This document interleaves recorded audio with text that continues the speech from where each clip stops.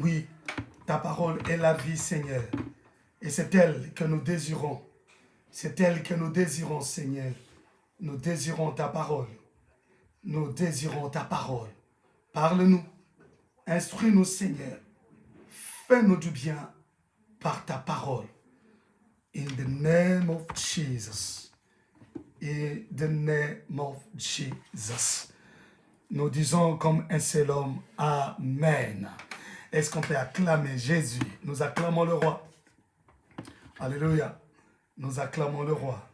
Ben voilà, nous allons maintenant partager la parole de Dieu. Nous allons partager la parole de Dieu. Quelqu'un a été béni pendant ce moment? Si tu as été béni, dis gloire au Seigneur. Amen. Si tu as été béni, dis gloire au Seigneur. Que le Dieu des cieux te bénisse. Amen. Bien-aimés, aujourd'hui, nous voulons parler de la quatrième caractéristique d'un fils. Quatrième caractéristique d'un fils. Vous savez que hier, nous avions parlé de la troisième caractéristique. Et bien voilà, aujourd'hui, nous parlons de la quatrième caractéristique d'un fils. La quatrième caractéristique d'un fils, c'est un fils discute librement de ses erreurs et de ses peines avec ses parents. Un fils discute librement de ses erreurs et de ses peines avec ses parents. Amen. Les gens du monde disent l'erreur est humaine. Oui, parce que il arrive à tout le monde de commettre des erreurs. Aux vieux comme aux enfants. Il nous arrive de commettre des erreurs. Mais si tu es fils de ton père, tu es fille de ta mère, tu es là à la maison, tu es sous le toit parental, quand même tu serais responsable ou indépendant, il y a des erreurs que tu peux parler librement avec tes parents. Il y a des peines qui torturent ton cœur que tu peux partager librement, discuter librement avec tes parents. Je m'excuse, c'est comme ça chez les Hébreux, on dit un bon fils est celui qui discute librement de ses erreurs et de ses peines avec ses parents. Lorsqu'on parle de la discussion, on va un peu plus loin dans la compréhension hébraïque. C'est ce que nous allons essayer de voir tout à l'heure. Nous prenons notre verset de base pour ce point, Genèse chapitre 3, versets 9 à 12. Rappelez-vous que les Hébreux prennent toujours comme modèle les patriarches, ok, comment ils se sont conduits vis-à-vis de Dieu, de relations père-fils, dont la relation père-fils est basée sur le modèle de Dieu avec les patriarches. Genèse 3, versets 9 à 12, je lis au nom de Jésus-Christ de Nazareth. Mais l'Éternel Dieu appela l'homme et lui dit, où es-tu? Il répondit, j'ai entendu ta voix dans le jardin et j'ai eu peur parce que je suis nu et je me suis caché. Et l'Éternel Dieu dit, qui t'a appris que tu es nu? Est-ce que tu as mangé de l'arbre dont je t'avais défendu de manger? L'homme répondit, la femme que tu as mise auprès de moi m'a donné de l'arbre et j'en ai mangé. Voyez-vous?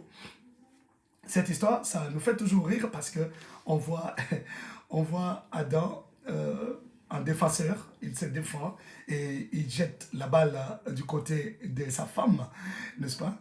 Et il cherche à tirer le rideau de son côté. Il veut se donner la raison.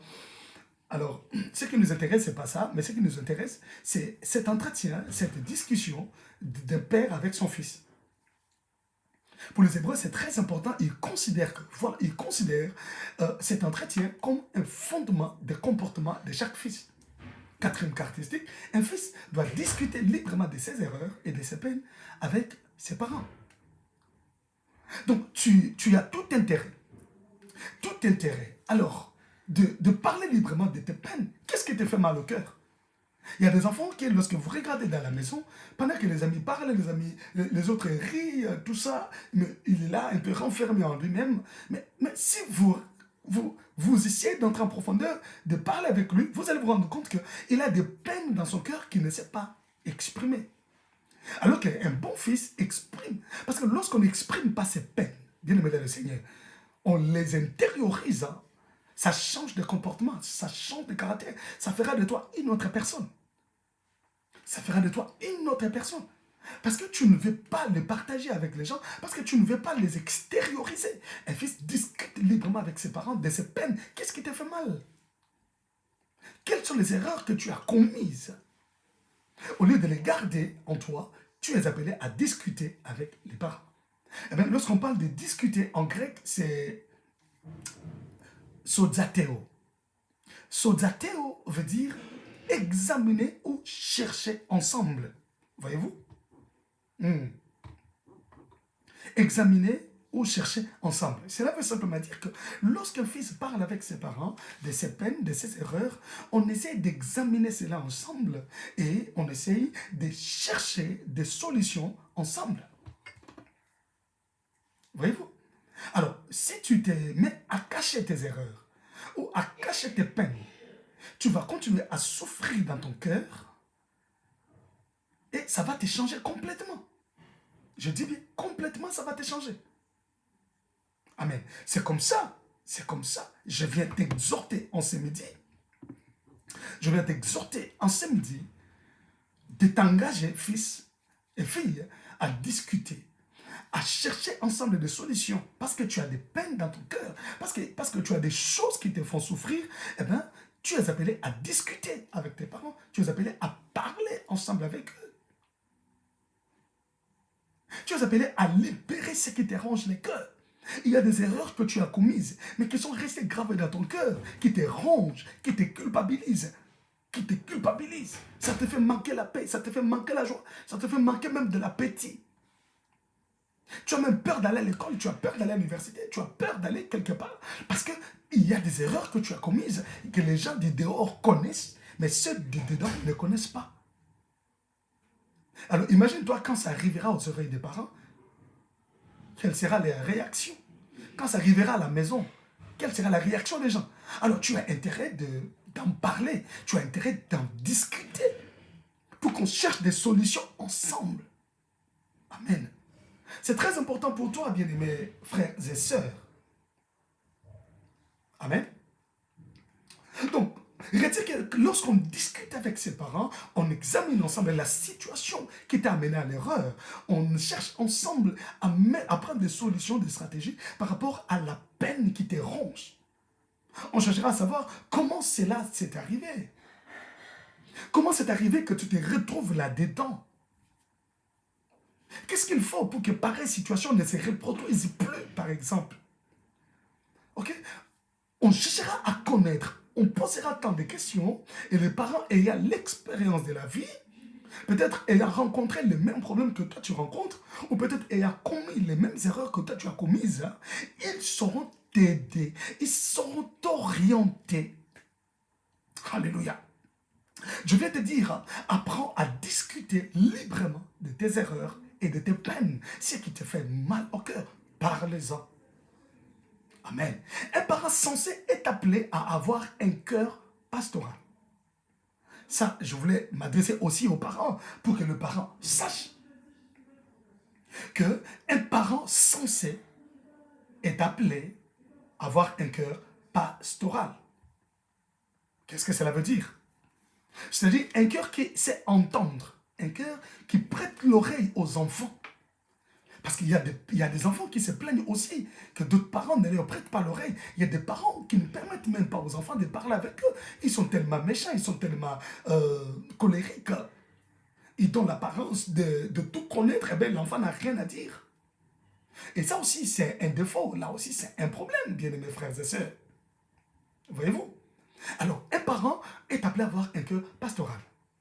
Prêter l'oreille à l'enfant, entendre l'enfant, ok? Compatir. Parce que si l'enfant a une peine qui ronge son cœur, tu es appelé à compatir, à conseiller et à l'orienter. L'enfant a commis une erreur, tu es appelé à l'entendre d'abord, à le réprimander, okay, à compatir après et à lui prodiguer des conseils pour l'orienter. Mais enfant, écoute-moi, papa ou maman ne le fera que lorsque toi tu ouvriras ton cœur pour discuter librement avec lui. Tu vois, pour discuter librement avec lui. C'est toi qui dois ouvrir ton cœur. Parce que si tu ne le fais pas, tu es en train de courir un grand danger. Je dis, tu cours un grand danger qui va nuire à ta vie, qui va nuire à ta destinée. Tu cours un grand danger. Tu vois? Discute librement de tes erreurs. Oh, que le Dieu d'Israël te bénisse. J'étais en train de dire que le Dieu d'Israël bénisse un enfant qui écoute et qui comprend ce que nous sommes en train de dire en ce moment. Laissez-moi vous balancer un peu de musique. Oh my God.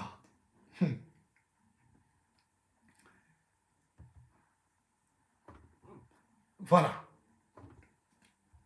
Très important ce que nous sommes en train de dire. C'est pour ton avenir. C'est pour ta vie. C'est pour ta destinée. Tu ne peux pas aller de l'avant si tu gardes les choses dans ton cœur. Tu vas commencer à manifester des maladies des adultes alors que toi tu es encore enfant. Tu vas manifester comme la gastrite, tu vas manifester l'hypertension, l'hypotension, un enfant de ton âge. Qu'est-ce qui t'empêche de parler, de discuter avec tes parents? Qu'est-ce qui te retient? Alléluia. Enfin, écoute-moi, écoute-moi. Vivre dans les erreurs ou vivre avec les erreurs sans en discuter va continuer à torturer ton cœur et à la fin de compte, ces erreurs vont changer ton caractère en une autre personne que tu n'es pas. Ça arrivera comme ça. La prière de mon cœur est que le Seigneur te touche, que le Saint-Esprit touche ton cœur pour que tu prennes la ferme résolution de ne jamais être hypocrite, parce que le fait de ne pas discuter de tes erreurs avec tes parents, avec ton père ou ta mère, fera de toi un hypocrite. On aura affaire à un enfant, à un bon enfant à la maison, à un enfant que tout le monde considère un bon enfant, alors qu'en dehors de la maison, on sait que ce n'est pas ce que l'on dit à la maison que tu es. Bien aimé, j'ai eu encadré des jeunes, j'ai encadré des enfants. Je suis pasteur de l'église. J'ai reçu des plaintes des parents, j'ai reçu des plaintes. Il y a même un parent qui a voulu se fondre dans mon bureau. Quand il a appris que sa fille était grosse, il me dit, Daddy, je ne peux pas accepter ça. Ma fille qui est toute douce, qui sort de la maison, qui va à l'école, qui rentre à la maison. Quand est-ce que cela est arrivé? J'essaie de m'imaginer à quel moment elle a trouvé de l'espace pour aller faire des bêtises. Papa voulait se fondre au bureau. Sa tension est montée. Il dit, ma fille, et imaginez une fille unique, parce que papa avait 2 garçons et une fille. Et cette fille s'est fait engrosser. Mais c'était une bonne fille à la maison, alors qu'en dehors de la maison, c'était grave. Pourquoi laisses-tu tes parents avoir une autre image de toi, alors qu'en dehors de la maison, tu as une autre image? Pourquoi tu acceptes ça? Oh mon Dieu, je prie que le Saint-Esprit t'aide. Que le Saint-Esprit t'aide pour ne pas être un enfant hypocrite. Que le Saint-Esprit t'aide pour être un bon enfant. Un enfant qui exprime, qui parle de ses erreurs. Bien-aimés frères et sœurs, mon cœur a toujours été dans la joie parce que j'ai eu un enfant, un fils spirituel qui me considère comme son père. Ses garçons, ses frères, c'était un bon serviteur à l'église. Un bon modérateur, un bon prédicateur. Quand il prêchait, on me voyait en lui. Mais c'était un enfant qui avait une faiblesse terrible côté femme. Et je l'ai suspendu au moins 5 ou 6 fois à l'église. Des suspensions de 6 mois, de 3 mois, de 9 mois. Mais ce qui m'a réjoui un jour, j'étais à la maison, 20 h.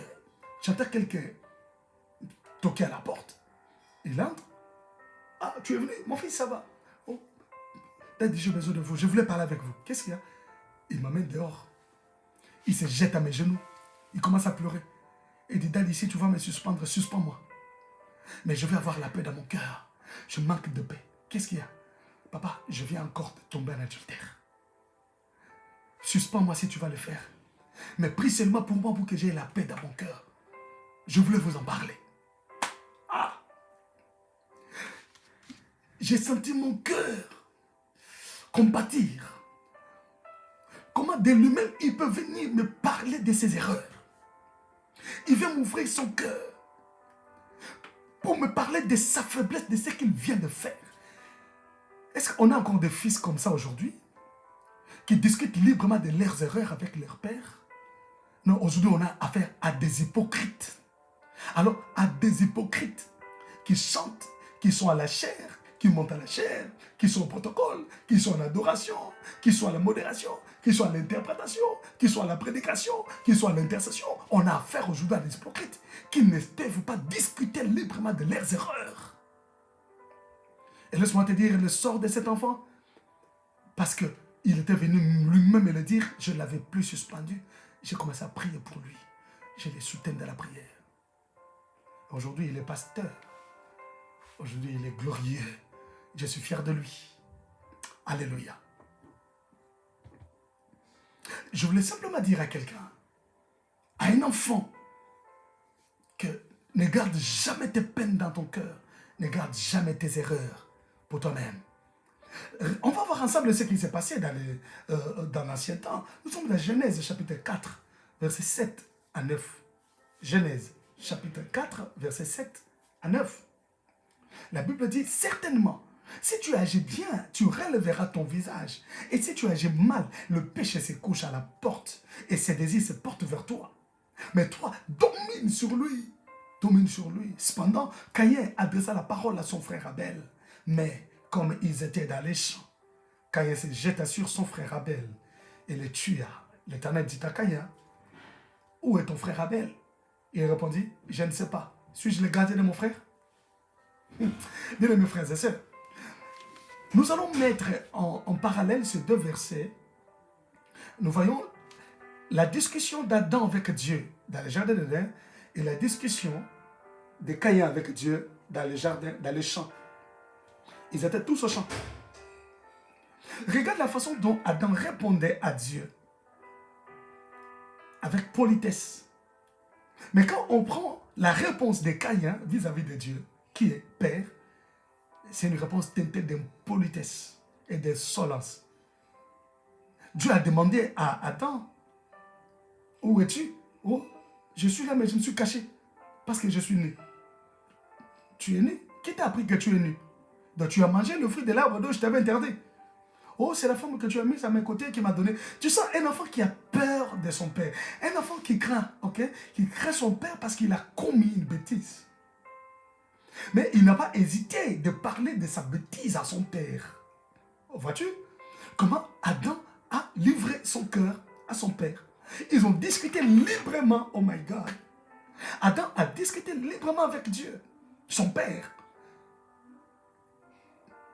Mais quand on voit Caïn, Dieu lui demande, où est ton frère? Je ne sais pas, est-ce que moi je suis le gardien de mon frère? Impoli, insolent. Ne sois pas un enfant comme ça.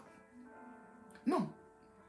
Quand papa te pose une question, maman te demande, mais parlez-en, discutez ensemble. Tu n'as même pas besoin qu'on te demande, qu'on te pose la question par rapport à la bêtise, à l'erreur que tu as commise, ou par rapport à la peine que tu as dans ton cœur. Mais viens toi-même, engage une discussion. Engage une discussion. Commence à poser la question, par exemple, papa, quand tu grandissais, est-ce qu'il t'avait arrivé aussi, maman, est-ce qu'il t'avait arrivé aussi de fois de tout ça? Ah, pourquoi tu me poses cette question? Non, parce que ça m'est arrivé. Ça t'est arrivé? Comment ça s'est arrivé? Comment c'est arrivé? Excusez-moi. Tu vois, tu engages une discussion. Et vous allez voir ensemble, examiner ensemble, bien mes frères et sœurs. C'est ça un bon enfant. C'est ça un bon enfant. Ne sois pas comme Caïn, un enfant qui répond insolemment à ses parents. Non. Non. Alléluia. Bien-aimé, si Caïn avait discuté librement avec Dieu de sa peine, parce qu'il avait mal au cœur de voir l'offrande de son frère agréée, mais la sienne non, s'il avait discuté, parce que Dieu avait engagé la discussion avec lui. Vous allez vous rendre compte que après que Dieu ait discuté avec lui, la Bible dit, il adressa la parole à son frère. Mais malgré ça, la Bible dit, comme ils étaient au champ, il s'est jeté sur lui, il le tua. C'est pour dire que quand il a parlé avec Dieu, s'il avait vraiment ouvert son cœur, il ne tuerait pas son frère. Parce qu'il avait une peine dans son cœur. Mais la Bible dit, après avoir parlé avec Dieu, comme il ne voulait pas engager une discussion libre, il répondait Dieu insolemment. Dieu lui dit, le péché se couche à ta porte. Si tu agis bien, tu vas le surmonter. Mais si tu agis mal, tu vas tomber. Mais Dieu lui dit, le péché se couche à ta porte, domine sur lui. Ne laisse pas le péché te dominer. Dieu lui parlait comme père. Mais Caïn n'a pas voulu livrer une discussion libre avec son père, avec Dieu. Il a gardé rancune dans son cœur. Il a gardé sa peine. Il n'a pas voulu se libérer. À chaque fois que tu auras une peine dans ton cœur et que tu veux parler avec ton parent, libère-toi, libère-toi. Libère-toi, ne te bloque pas, ne te freine pas, libère-toi. Tu m'entends, fils? Libère-toi. Ne fais pas de l'hypocrisie. Tu ris extérieurement alors que de l'intérieur, tu es en train de te ronger. Discute librement. Si Caïn avait discuté librement, il agirait bien. C'est pourquoi Dieu lui a dit, le péché se couche à ta porte, mais toi, domine, domine, domine sur ça. Il dit, domine sur ça. Dieu lui demande de dominer. S'il avait discuté, ton fils qui discute avec les parents, il finit par être persuadé. Il finit par recevoir la paix du cœur. Oh my God. Il finit par recevoir la paix du cœur. Tu auras la paix dans ton cœur. Tu vas sentir l'amour monter dans ton cœur. Alléluia. Caïn a manqué de l'humilité vis-à-vis de Dieu. Il a manqué de l'humilité. Et nous avons beaucoup d'enfants comme ça dans nos familles, qui lorsque maman commence une discussion, à peine commencé, ou papa à peine commencé, à peine papa a ouvert sa bouche, directement il râle déjà, il commence déjà à crier. De l'impolitesse, de l'insolence. Mais tu ne seras pas béni. Ta vie ne sera pas glorieuse. Tu seras malheureux dans la vie. Je dis, tu seras malheureux dans la vie. Alléluia. Tu dois avoir de l'humilité. L'humilité, écoute-moi, l'humilité doit être la marque de tout enfant face à ses parents. C'est une marque de distinction pour tout enfant qui se veut un bon enfant. Tu dois être humble pour discuter librement. Parce que papa te parle, parce que maman te parle, eh bien tu dois avoir de l'humilité. T'humilier, parler librement, leur ouvrir ton cœur ou lui ouvrir ton cœur. Parler, discuter, libère-toi. Ne garde pas la peine dans ton cœur. Ça va te transformer en un zombie. Ça va te transformer en un démon. Alléluia. Ainsi, lorsque chaque enfant aura la marque de distinction de l'humilité, notre société aura affaire aux hommes sensés et aux hommes humbles. Parce que lorsqu'on est humble, on sera prêt, ou on est prêt à recevoir des critiques, on est prêt à accepter des remarques pour évoluer, pour avancer.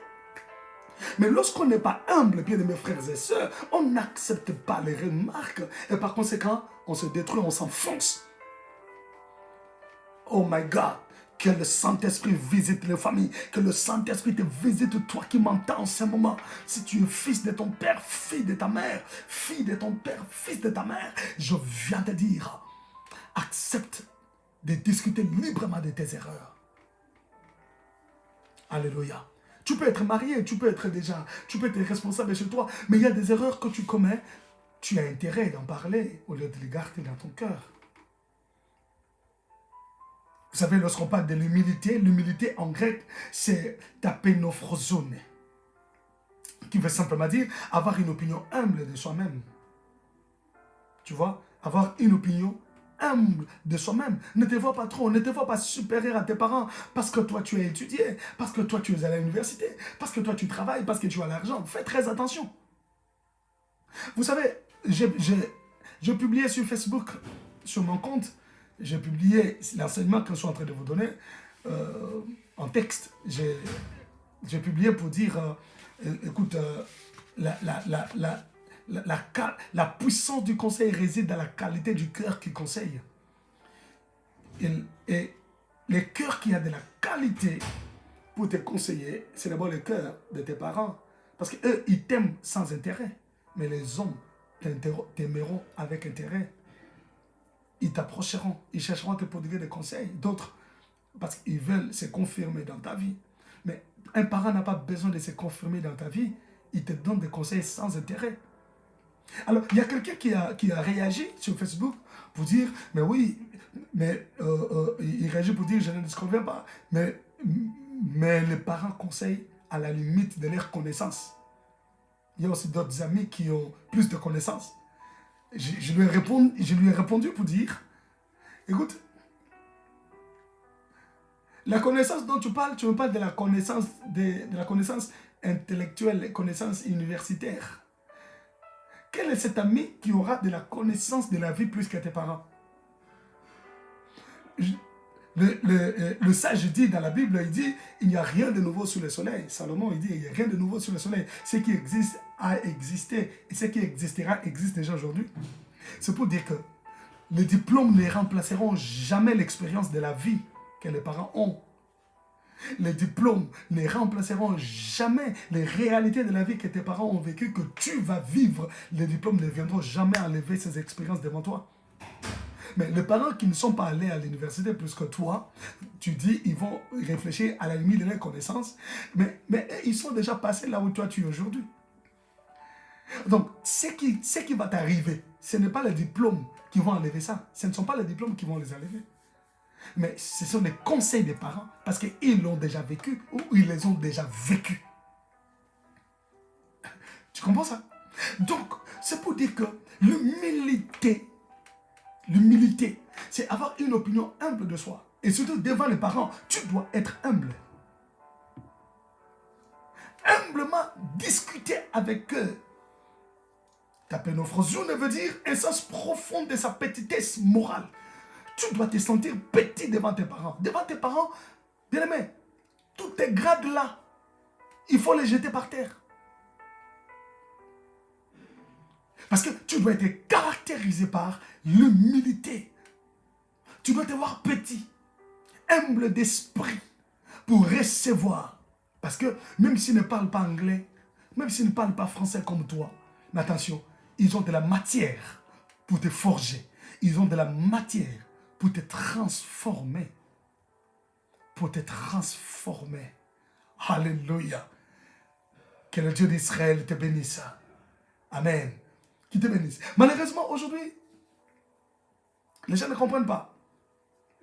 Mais si tu veux devenir grand demain, enfant, écoute-moi. Si tu veux devenir grand demain, sois humble d'esprit aujourd'hui. Sois humble d'esprit aujourd'hui. Accepte de discuter de tes erreurs en toute humilité avec ton père ou avec ta mère. Discute-les. Si tu veux être grand demain. Si tu veux être grand demain. Malheureusement aujourd'hui, les enfants sont devenus des grands hypocrites. Vivant avec leurs erreurs, baignant davantage là-dedans parce que ne sachant pas avec qui ils discutaient, alors que les parents sont là. Les parents sont là. Ils sont mieux placés pour t'aider, mieux placés pour parler avec toi. Mais j'aimerais dire aux parents aussi, chers parents, si vous vous rendez compte que vous n'avez pas ou vous n'êtes pas à la hauteur d'influencer votre enfant, de changer la vie de l'enfant, n'hésitez pas de remettre l'enfant entre les mains d'un serviteur de Dieu.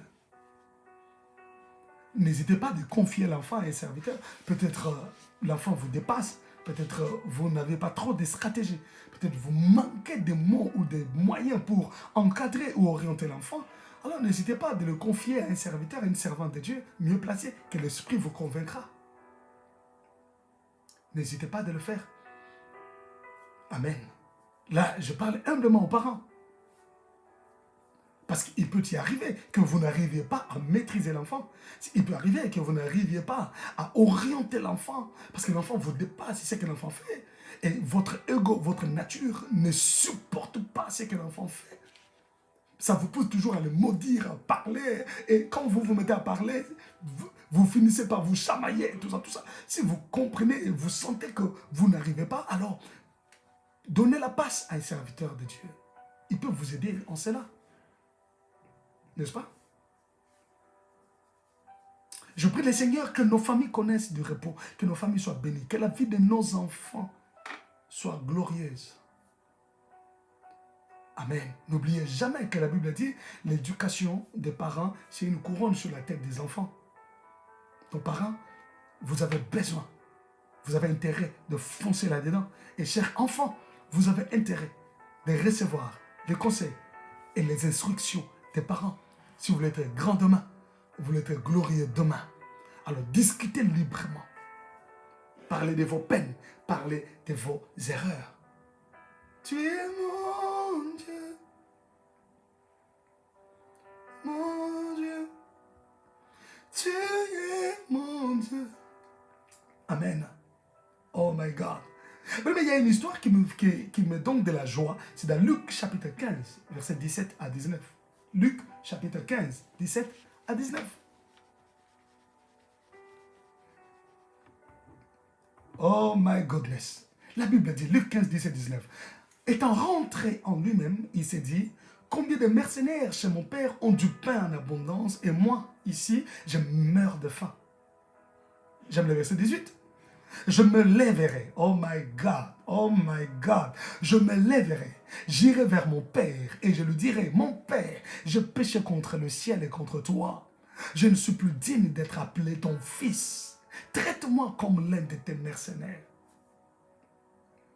Nous sommes en face de l'enfant prodigue, cette histoire merveilleuse, fabuleuse. Aïe, aïe, aïe, aïe, je sens la présence de Dieu.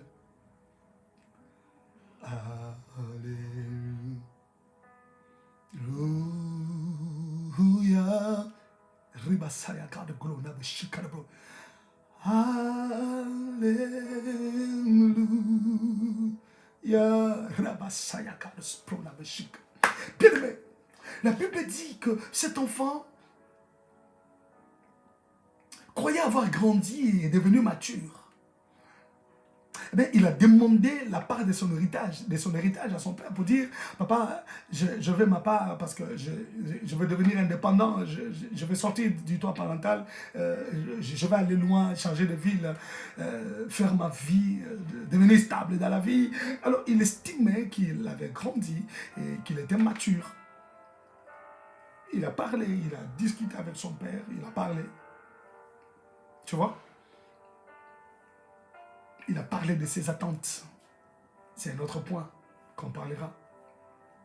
Et la Bible dit que son père lui a donné. Tu vois? Pourquoi? Parce que l'enfant a engagé une discussion libre avec les parents. Pourquoi ne pas le faire? Pourquoi ne pas engager librement une discussion?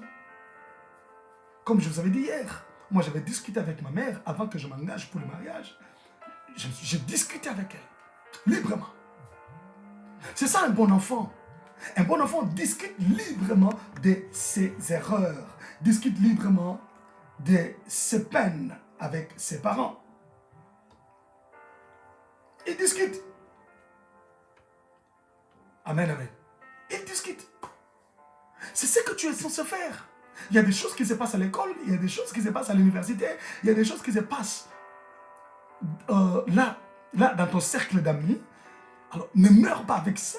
Ne souffre pas avec ça. Parlez-en avec ta mère, parlez-en avec ton père. Discute. Ils vont te donner des idées. Ils vont te donner, ils vont t'orienter.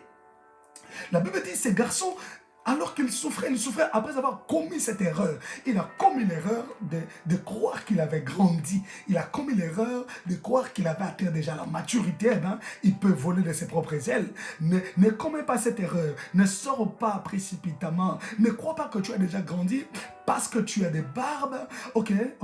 Parce que tu as une voix d'homme, parce que tu as une voix féminine maintenant. Non, parce qu'on court derrière toi, parce qu'on te drague, parce que tu crois grandir. Fais très attention. Il est parti, mais il avait commis l'erreur de croire qu'il avait grandi. Il est parti. Il a tout gaspillé. Il commençait à crever. Il commençait à manger les histoires de pourceaux. Il commençait à... Il commençait à négocier, à manger avec le porc. La Bible dit, c'est que j'aime, c'est la prise de conscience. La Bible dit, étant rentré en lui-même. Étant rentré en lui-même. Il dit, mais non, mais je ne peux pas continuer à souffrir comme ça. Mon père est là, même si j'avais commis l'erreur, il reste mon père. Mon père est là. Je me lèverai. Oh my God. Je me lèverai. J'irai vers mon père et je lui dirai, papa, je vais engager une discussion. Papa, il est vrai que j'ai commis l'erreur. Je croyais grandir, alors que ce n'était pas ça. J'ai commis l'erreur. Alors si tu ne vas pas m'accepter comme ton fils, accepte-moi même comme ton serviteur. Parce qu'au moins chez toi, les serviteurs mangent, ils sont à l'aise. Mais là, moi, je mange avec le pourceau. Donc, il a pris la résolution. C'est ça, c'est que chaque enfant doit faire. Tu commets une erreur, engage-toi à discuter avec ton père, engage-toi à discuter. Alléluia. À discuter avec tes parents. Parlez-en ensemble. Parlez-en, discutez. Ribasa kabara sanda. Sobrose kebarabosia. Discutez ensemble. Parlez librement. Oui, papa, j'ai commis l'erreur. Je suis conscient de mon erreur. Oui, maman, je suis consciente de l'erreur que j'ai commise. Mais je reste votre enfant. Vous restez mes parents. Pardonnez-moi. Voilà ce que je fais. Mais aidez-moi à m'en sortir. Je ne sais pas comment m'en sortir. Je me suis engagé à quelque chose. Je n'arrive plus. Je n'arrive plus. Mon cœur saigne. Mon cœur est troublé. Aidez-moi. Ils vont t'aider. Tout dépend de la façon, de la manière dont tu vas aborder le problème. Tu dois ouvrir ton cœur. Tu vois? Tu dois ouvrir ton cœur. Oh my God. Oh my God. Mais cet enfant s'était trompé. Mais ce qui est important, c'est l'attitude qu'il a eue face à ses erreurs. L'erreur, tout le monde en commet. Mais le problème, est-ce que tout le monde adopte une bonne attitude après avoir commis l'erreur? Ou tu persistes dans ton erreur? Ou tu continues à t'enfoncer dans l'erreur? Quelle est l'attitude que tu as après erreur? Tu la gardes dans ton cœur? Tu acceptes l'hypocrisie? Ou tu en parles? Ou tu en discutes? Le problème, c'est ça. Tout le monde peut tomber. Mais le problème, c'est de se relever après qu'on soit tombé. Et quand on se relève, cela veut dire, on en parle, on en discute. Oui, papa. Oui, maman. Je fais ça. Dois-je encore rappeler que si tu n'as pas de parents biologiques, ton père spirituel, il peut être ton père. Ton mentor peut être ton père. Si tu prends ton mentor comme ton père, il est ton père. Si tu prends ton père spirituel comme ton père, c'est lui. Et si ton père spirituel est en même temps ton mentor et en même temps ton père biologique, gloire à Dieu. Alléluia. Si tu n'as plus de père spirituel, alors ton mentor devient ton père spirituel, ton mentor devient ton père biologique. Gloire à Dieu. Mais il faut discuter librement, il faut parler librement. Parler. Parler librement. Il a dit, je me lèverai, j'irai vers mon père. Toi, tu attends que le père vienne vers toi, tu attends que la mère vienne vers toi. Non, c'est à toi d'engager la discussion. C'est à toi de rentrer en toi-même, de dire non, non, non, non, j'ai commis l'erreur, de dire non, non, non, j'ai mal agi, de dire non, non, non, je souffre dans mon cœur, j'ai des peines. Alors, va en discuter avec ta mère, va en discuter avec ton père. Vas-y. Alléluia. Vas-y. Oh my God, my God, my God. Vas-y. Que le Dieu d'Israël te bénisse. Discute avec tes parents. Parle avec tes parents. N'hésite pas. Ne souffre pas seul. Va en parler à tes parents. Ne souffre pas seul. Ne les garde pas dans ton cœur. Va discuter avec eux. Ils sont mieux placés pour t'aider. Je dis bien ils sont mieux placés parce que tout parent est censé avoir un cœur pastoral. Vous savez qu'hier, j'ai reçu un coup de téléphone après enseignement. Pour me dire que, pasteur, je veux parler avec vous. Je dis oui, appelez-moi après. Et elle m'a appelé après pour dire oui. Moi, je ne sais pas. Je ne sais pas parler de mes secrets, parce que je parlais hier de secrets. Et elle dit, je ne sais pas parler de mes secrets avec ma mère. Pourquoi? Parce qu'à chaque fois que tu parles avec elle, elle part toujours en parler aux gens. C'est comme si elle te livrait. Et je ne suis pas la seule, même mes sœurs. Parce que notre maman parle trop. Quand on lui dit quelque chose, elle part déjà. Elle commence à en parler aux gens et vous livre déjà. Que faire devant un tel cas? Je lui ai dit, bon, oui, ben voilà. Je crois que j'étais équilibré dans mon enseignement. J'ai insisté que nous parlons des vrais parents. Nous parlons des parents qui réfléchissent. Nous ne parlons pas aux parents ivrognes, aux parents irresponsables, aux parents Mario qui a quitté les enfants pour aller entrer en mariage dans la maison d'une autre femme, laissant les enfants, oublier les enfants. Je ne parle pas de ces parents irresponsables qui, lorsque tu lui apportes quelque chose, une nouvelle, elle se met à te vilipender, elle se met à dire tout. Non, non, non. Pas ce genre de parents. Et je dis, si un parent est comme ça, le mieux serait de chercher un mentor avec qui parler. Et surtout que tu es responsable. Surtout que tu es responsable, tu es marié, tu es chez toi. Eh bien, tu dois gérer ta vie. Si papa est comme ça, maman est comme ça, eh bien, ne souffre pas seul. Cherche un mentor. C'est ton père spirituel. Tu peux le considérer comme père avec qui parler. Ton confident. Vas-y. Mais si ta mère n'a pas cette habitude, ton père n'a pas cette habitude, tu peux faire de lui ou d'elle ton confident ou ta confidente. Là, j'insiste surtout aux enfants qui sont sous le toit parental. Surtout. Amen. Je me lèverai, j'irai vers mon Père. Ça, c'est la prise de conscience et un geste d'humilité. J'irai vers mon Père. Je vais parler avec papa. Tu vois, discuter librement. C'est ça, un bon enfant. Voilà ce que je voulais t'apporter en ce jour, comme 4 caractéristiques d'un fils. Que cette parole rentre dans ton cœur. Parents, prenez cette parole, suivez ensemble, partagez ensemble avec les enfants, projetez même à la télé, que toute la famille écoute, que papa écoute, maman écoute, les enfants écoutent. Le Seigneur va vous donner du repos. Le Seigneur va stabiliser votre famille. Amen, amen. Voilà, nous allons prier. Nous allons prier que Dieu vous bénisse. Nous allons donc élever nos voix pour prier. Commencez à dire merci au Seigneur pour sa parole. Dites-lui merci parce qu'il a parlé à vos cœurs. Élevez vos voix et priez au nom de Jésus. Alléluia. Oh my God. Oh my God. Dis-lui merci, dis-lui merci. Ribasaya subrose kebarasanda. Alléluia. Alléluia. Éternel Dieu, nous venons auprès de toi. Nous venons, Seigneur, te dire merci pour ton amour, merci pour ta bonté, merci pour ta fidélité, Seigneur. Merci pour tout ce que tu fais pour nous. Merci, oh Dieu, pour tout ce que tu manifestes à notre égard. Papa, qui est comme toi, qui est comparable à toi, oh Dieu, qui est semblable à toi, Jésus, qui peut faire des choses comme toi, Seigneur. Il n'y a que toi, oh Dieu, et toi seul, qui puisse faire des choses qui nous dépassent. Merci parce que tu parles à nos cœurs.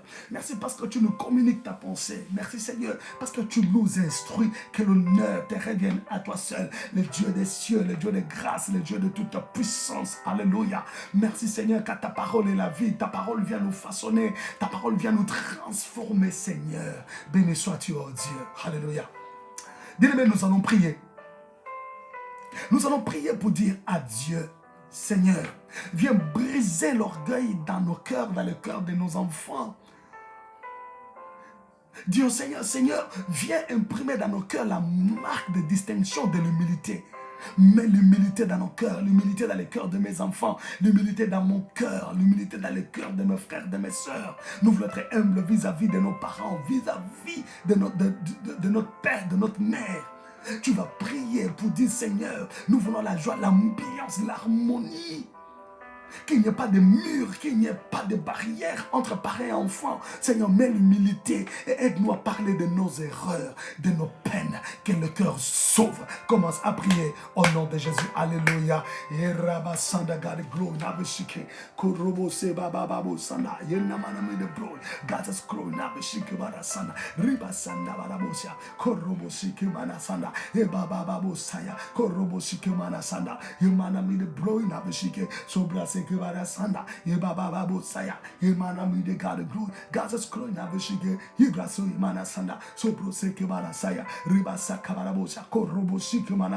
Éternel Dieu, viens nous faire grâce au Seigneur, viens nous faire grâce au Dieu. Nous voulons vivre l'harmonie, la joie dans nos familles, Seigneur, l'harmonie au Dieu des armées. Viens imprimer l'humilité dans le cœur. Alléluia. Papa, viens imprimer l'humilité dans nos cœurs, l'humilité dans les cœurs des enfants, l'humilité dans les cœurs des garçons, dans les cœurs des filles. Seigneur, au point d'ouvrir les cœurs pour parler librement aux parents, pour parler, discuter librement avec les parents de leurs erreurs, des erreurs commises, oh Dieu. Nous ne voulons pas de l'hypocrisie dans la vie de nos enfants. Nous ne voulons pas de l'hypocrisie, de la duplicité, oh Dieu. Mais nous voulons des cœurs humbles, oh Seigneur notre Dieu.